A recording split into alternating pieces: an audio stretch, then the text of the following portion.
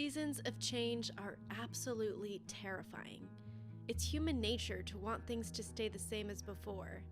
But life is always moving forwards, and even if we try to swim against the current, we'll eventually get swept away. I used to really struggle with transitions. Even now, I find myself missing my old self, the one who was younger, had different ambitions, and a different look on life. But now I've found ways to accept and welcome change. And it starts here, with self-love. I know many think self-portraits are vain, but for me, it's an exercise in self-love and confidence.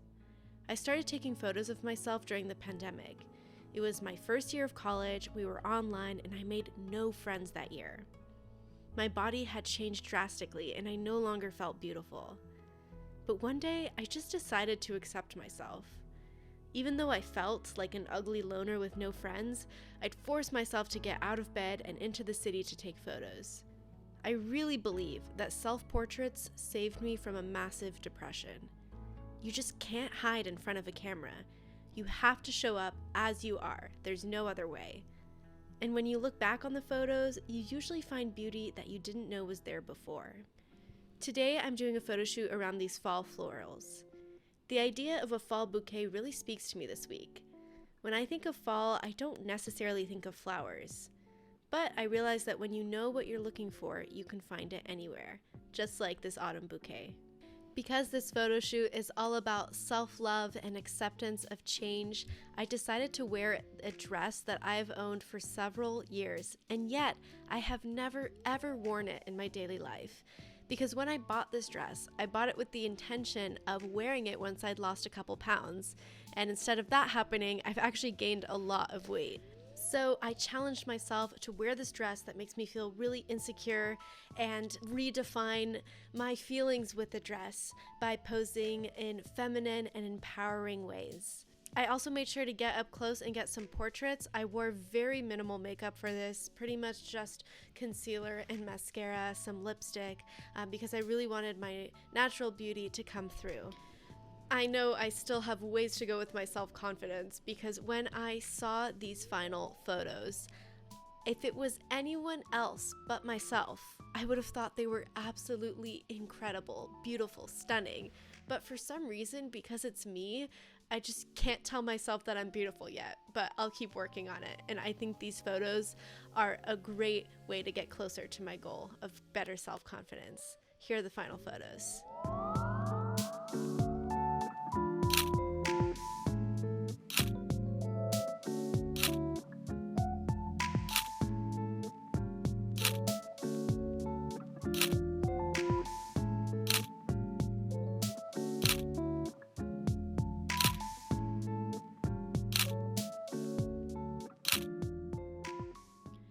Now it's time to take action.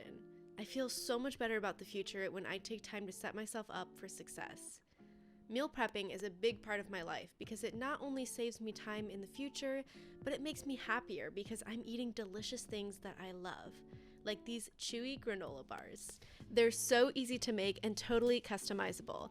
While the oats and pepita seeds are roasting in the oven, I'm making the glue for the bars, and once that's all done, you just throw it in one big bowl, mix it all up. You can add any toppings you'd like. Today I'm adding some cranberries. Another good idea is mini chocolate chips, and once that's all mixed together, all that's left is pressing them into these mini muffin tins. You can also put them in a large baking sheet. I just like having them in the muffin tins.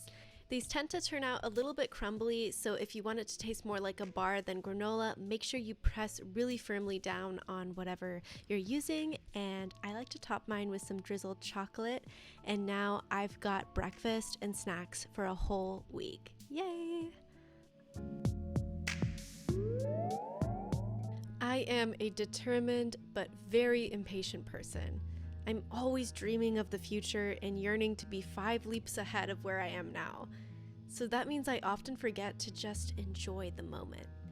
Lately, I've been challenging myself to stop taking my phone with me on my daily walks. It seems so simple, but it's amazing what a difference it can make. I didn't realize how often I reach for my phone when I'm waiting for a crosswalk or a bus instead of looking up around me. This time of year is my favorite. Growing up in Southern California, I never really experienced fall until I moved to New York City. There's just something so special about the cycle of the seasons. The seasons change, the leaves fall, and yet we smile because we know next year it'll happen all over again. I always think of a George Eliot quote that goes like this: "Is not this a true autumn day? Just the still melancholy that I love, that makes life and nature harmonize. The birds are consulting about their migrations, the trees are pulling on the hectic or the pallid hues of decay, and begin to strew the ground, that one's very footsteps may not disturb the repose of earth and air, while they give us a scent that is a perfect anodyne to the restless spirit." One of the easiest ways I've found to accept change is to combine the old and the new. Growing up, my family would make fondue for Christmas dinner every single year. It's a really happy memory for me and something I feel I needed to recreate during this time. I'm currently going through grad school applications, so my whole life feels a little unrooted right now. I have no idea where I'm going to live next year or even whether I'll succeed, so I channeled all of my anxious energy into cooking this fall harvest meal. There's just something about cooking that is so therapeutic for me. I love the smells and the running list in my head of things I need to chop and what dishes I need to wash. It just really gets my mind off things. Fondue is so easy to make, and what gives it that delicious, comforting flavor is the red wine. It soaks into the caramelized onions, and it's absolutely divine. You have to try it if you've never had fondue. While the fondue was getting its flavor, I started on my sides and started decorating the table. I got these cute little tea lights on Amazon, and I think they make everything so much cozier. I am balling on a budget here in my tiny New York City apartment, and so any little hack that I can find to make things more homely is a win in my book.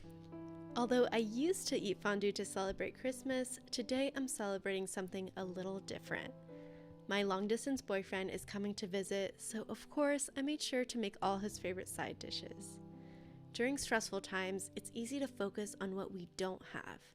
That job we're interviewing for, that school we're applying for, that promotion, or any number of goals that we're trying to achieve. It can be so easy to forget what's right in front of us, to push away friendships and relationships. So during difficult and stressful times, I try to cling to what I have, the people I love.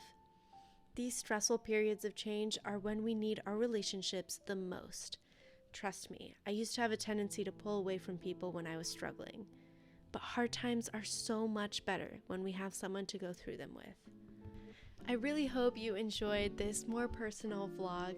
If you did, please make sure to like and subscribe so I can make more videos like these. I'll see you in the next one.